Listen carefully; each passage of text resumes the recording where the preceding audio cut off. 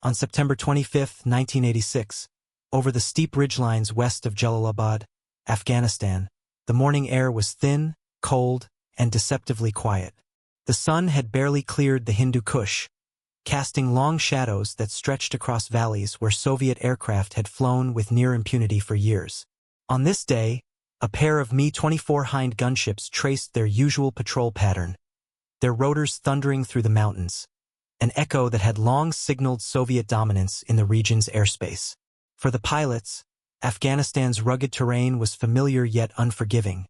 But until recently, it was not a place they feared. Their armored cockpits, heavy weapon loads, and high-speed dive profiles had shielded them from most threats on the ground. But this patrol was different. Reports had circulated in regimental briefings that something new had appeared in the mountains. Something small, American-made, shoulder-fired, and alarmingly effective. Though the Soviet command attempted to downplay the details, pilots whispered among themselves. A new missile, one that didn't behave like the old Chinese or Egyptian systems they had encountered before. It was faster, smarter, and it struck without warning. Many believed the stories were exaggerated. After all, Soviet helicopter crews had flown through tracer fire, RPG ambushes, and heavy machine gun belts for years. Nothing had ever fundamentally threatened their ability to dominate the air. Yet as the Hinds carved through the cold air that September morning, the threat became unmistakably real. A sharp, piercing tone suddenly broke through the cockpit, a warning their systems rarely produced. Before either crew could react, a streak of white smoke rose from a narrow mountain ledge, climbing with unnatural precision. It wasn't fired at the tail as older infrared missiles would attempt. Instead, it arced upward, corrected mid-flight, and dove straight toward the helicopter's engine exhaust, locking with a level of accuracy Soviet pilots had never experienced in Afghanistan. Seconds later, the first Hind vanished into a fireball against the mountainside. No small arms burst could cause that. No RPG could climb that high.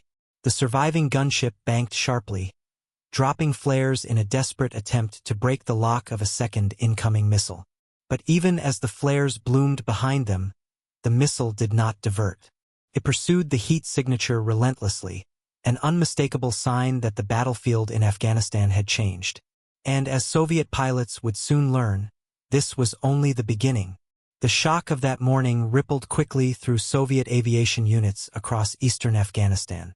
For years, helicopter and close air support crews had accepted the terrain's dangers, but they trusted their aircraft and their tactics to keep them alive.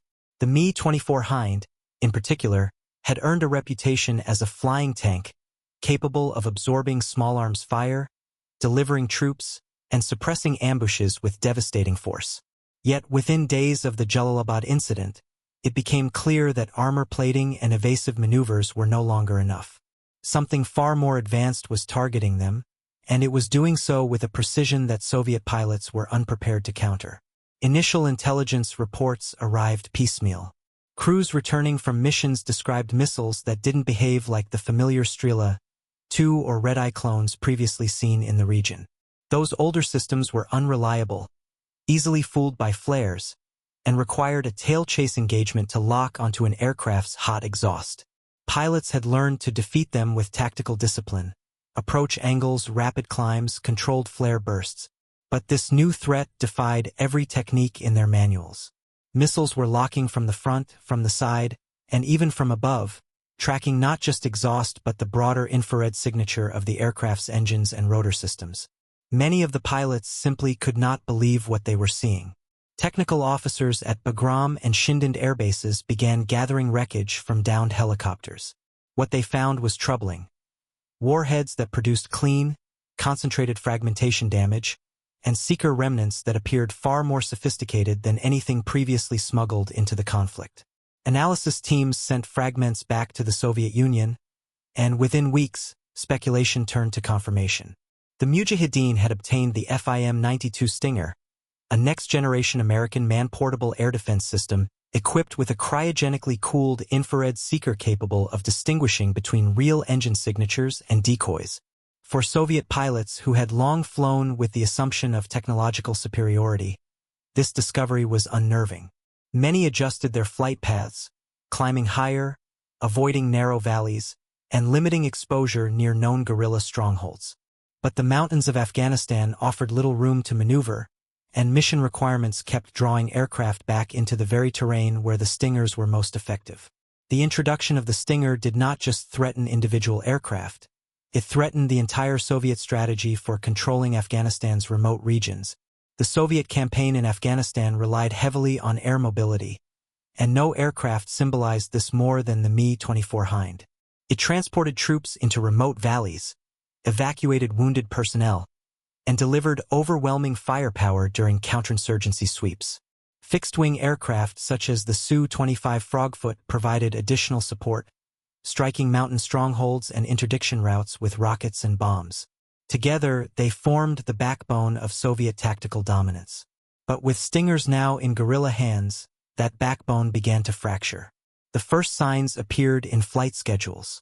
Aviation regiments that once launched dozens of sorties per day began cutting missions, adjusting flight paths, and imposing strict altitude restrictions.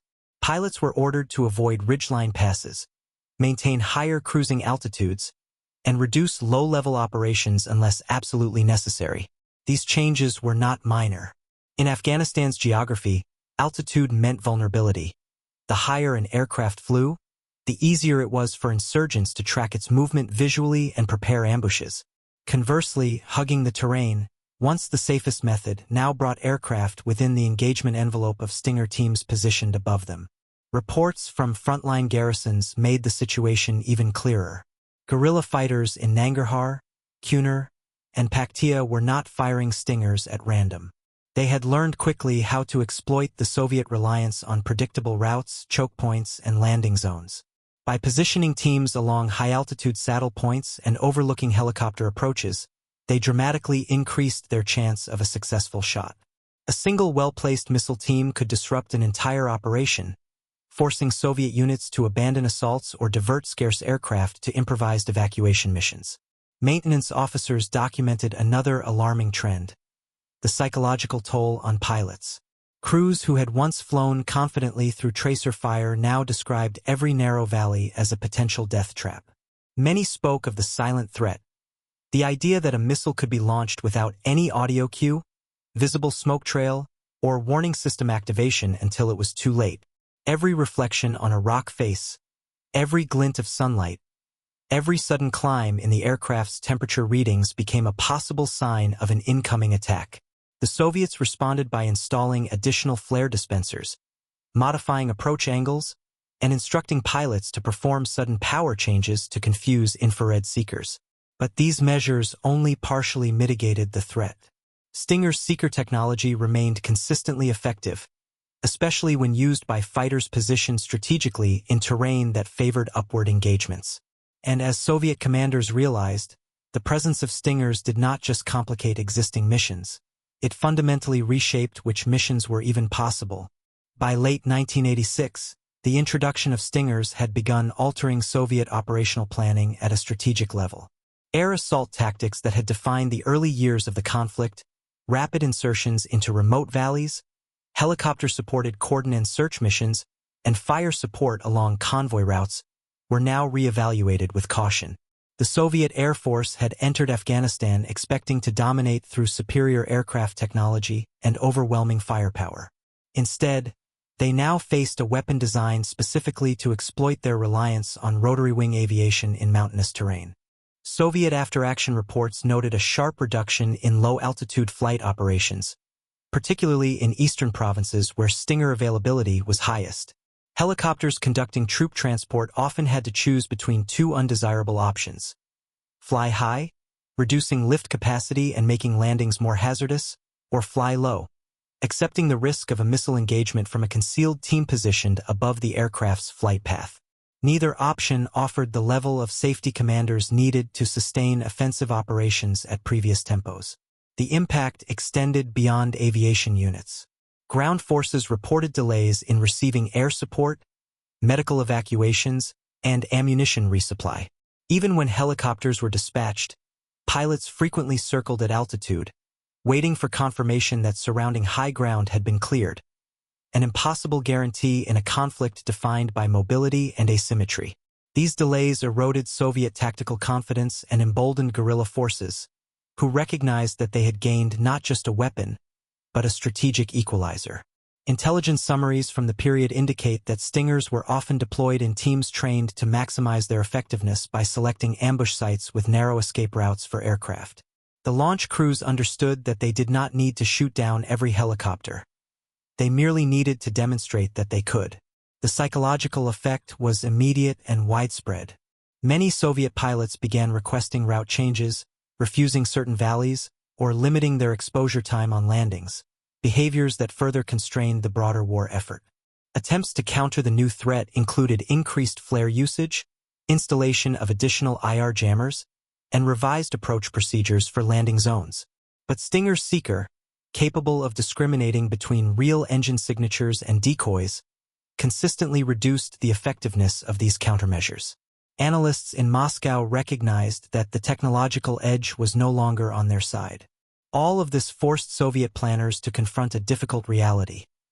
Their most essential advantage, air power, had been sharply curtailed by a weapon small enough to carry in a backpack.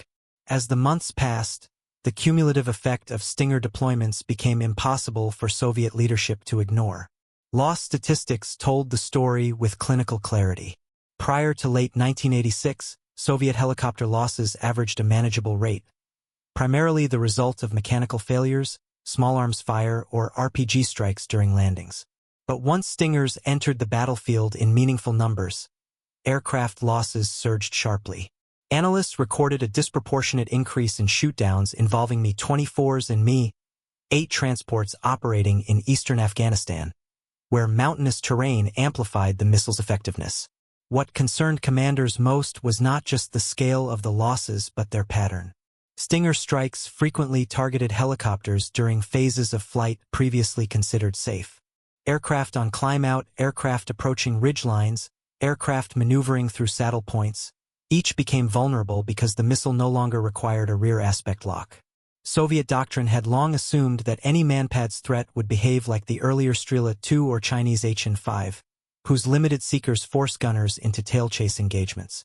Stinger's all-aspect capability eliminated that assumption entirely. This new vulnerability reshaped how Soviet aircrews approached even routine missions. Transport pilots, once accustomed to predictable ingress routes, began flying irregular patterns, executing sudden altitude changes, and avoiding direct approaches to landing zones. Gunship crews shifted from aggressive close support profiles to more distant, less precise firing positions. These adaptations degraded the effectiveness of Soviet operations, reducing accuracy, slowing response times, and limiting the ability to suppress enemy positions before ground troops advanced. Compounding the issue was the remarkable survivability of the Stinger teams themselves. Their mobility allowed them to relocate quickly after a launch, minimizing the risk of retaliation. Attempts to interdict supply lines bringing the missiles into Afghanistan proved equally challenging. The systems were compact, easily hidden, and often transported through remote border regions using routes the Soviets struggled to monitor effectively. By early 1987, internal assessments conveyed a sober conclusion.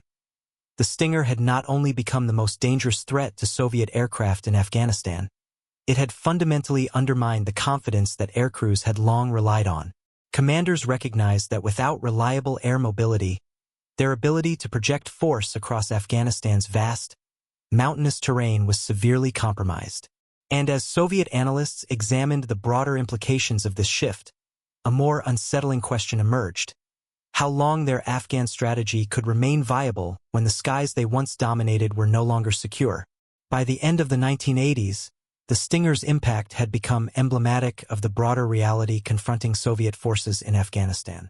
A weapon no larger than a rifle case had succeeded in constraining a superpower's most valued asset: its control of the air. The psychological and operational effects outpaced even the physical losses, forcing shifts in doctrine and revealing the limits of Soviet power projection in mountainous insurgent warfare. When Moscow ultimately withdrew its forces, many analysts agreed that the Stinger had reshaped the conflict, not by winning battles outright, but by transforming the air war into a domain the Soviets could no longer dominate.